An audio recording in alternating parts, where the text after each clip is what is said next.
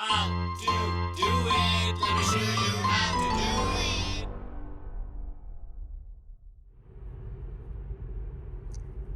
Hi guys, so if you own a Tesla and you're used to using the full self-driving features, you may get this message when you try to engage full self-driving. See right there, Autosteer temporary, unavailable.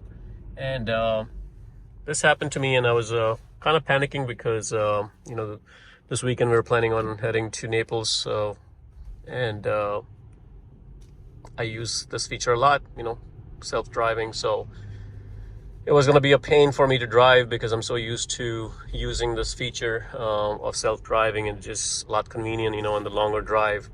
And the only thing I recalled was there was an update. So I kept thinking, hey, is it possible that some kind of update caused this to happen? And what could be the reason that it's doing this? So I kind of did some research and couldn't really find an answer. So I decided to make a video since I found the fix for it. So the main reason is doing that is if you go into your settings and if you look at the controls, if your exterior lighting is off, it's not gonna enable the auto steer.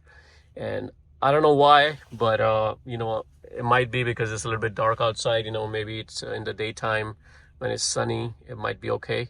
But right now when I tried to engage it, it was not working. And I don't know, for some reason though, I kept thinking, what did I do different? And this is the only thing that I did different, that I turned the exterior lights to off because it was daylight, and I was like, don't really need that.